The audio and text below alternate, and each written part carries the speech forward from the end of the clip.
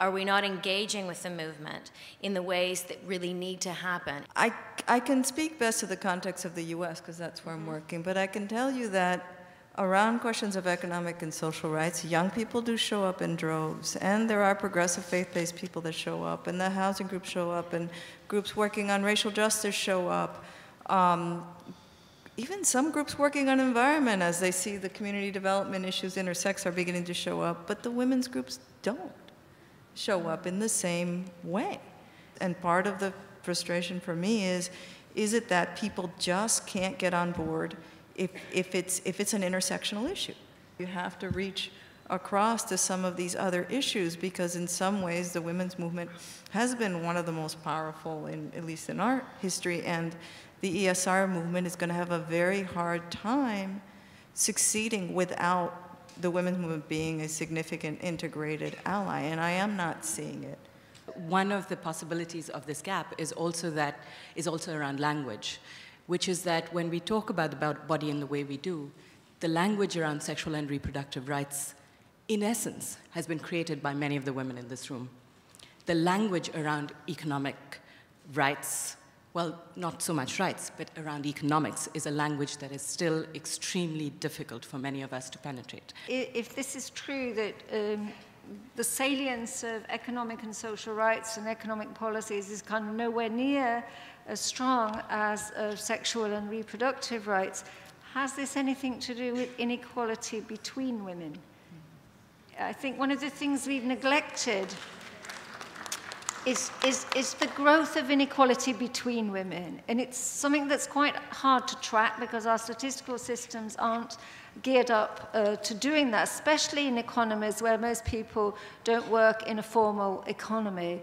But I have this horrible feeling that the kind of progress that insofar as we've seen any progress, in the last 20 years, and I think we have in certain ways, it's been, a lot of the economic side of it has been very concentrated in women, for women like us, for women like most of us here who have an education, who have a job with an NGO or in the academy or maybe with government, a regular paid job. It's women like us, and so maybe that have gained most, and maybe we don't feel quite in our guts the issues about the rights to housing and the rights to food as women who are not present in this room because they don't find it so easy to travel to New York. On the language of economics, yes, it can be an extremely disempowering language, and some of us think,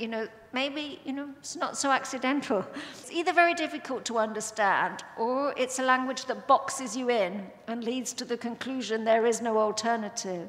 Many of us in feminist economics have been working on popular education in economics. How do you kind of reconstruct a different understanding of how economies work? We are speaking here about economic justice, and I hear we are looking for new alliances. But how come that I don't hear an alliances with the feminists working in the trade unions? I don't think there'd be anybody in this room who would disagree. I would just say, however, that although there have been some very important changes in the trade unions and in the structure and composition of trade unions, some of it brought on perforce by what globalization has been doing to labor and labor markets. At the same time, we cannot forget that more and more both women and men are actually outside the unions. They're working outside unions. They don't have a hope in hell of being a union member in their working lifetime.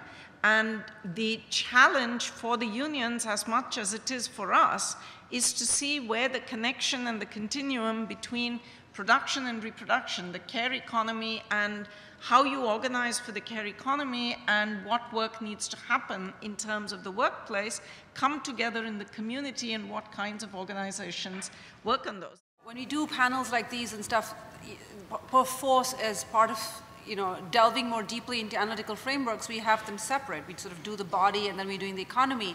But I think the question for us to ask is, within periods of such economic disenfranchisement, how does one maintain, or how do we think about the maintenance of bodily integrity of men and women, of sexual rights, within a context of such incredible economic disempowerment? So we're here to talk a little bit about ourselves, about how do we understand this thing that we've been calling all day the movement. And if we can really call the movement. And I think the previous discussion made clear that we are having a harder time every time that we try to understand when we say movement, who are we talking about? So I think if we look at the movement that we were seeing in Beijing, the diversity and the emerging diversity was very obvious.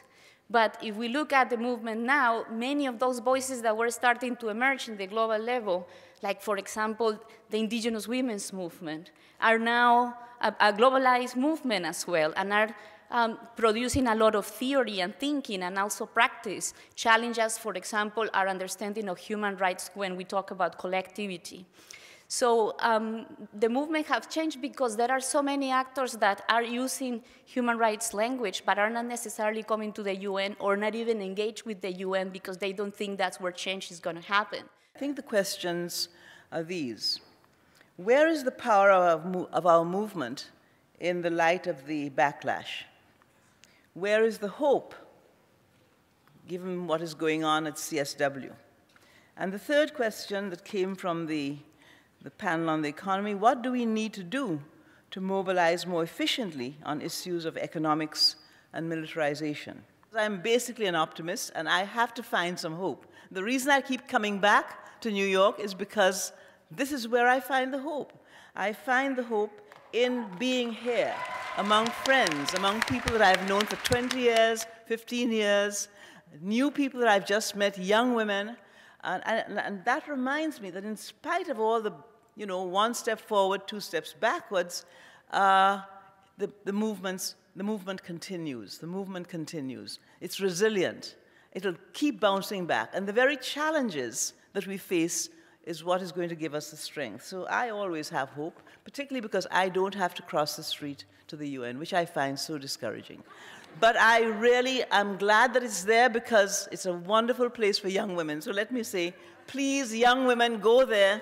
Don't expect people of my age and generation to accompany you. Now, this morning, Radhika assured us that this is a safe space and we are all part of the same family. So we are going to have a frank conversation. Over the years, one of the things we've been so successful at as a women's movement is building an infrastructure and an architecture for the women's movement all over the world. We have research institutions, we have international think tanks, we have service delivery programs, we have resource centers, we have a whole range of processes and spaces that support our agency at so many different levels. But this infrastructure and architecture has become problematic in some instances. Sometimes we don't have the right kind of leadership. Sometimes we don't have the right kind of alignment. Sometimes we use these spaces not to empower the women of the world we claim to be supporting, but to disempower. Maybe because over the years we've been forced into building these institutions and structures which have forced us to work in certain ways, projectizing our work, structuring our work, speaking the language of funders and a whole range of things. Some of us seem to have lost touch with what it means to be there for another woman. Most of the women's organizations in the movement are on life support. Just one tug at a cord somewhere or one flick of the switch and the organization is gone. Maybe we need to work differently as a women's movement. Maybe we don't need that many networks or that many organizations. Have we thought of more collaborations? Have we thought of mergers?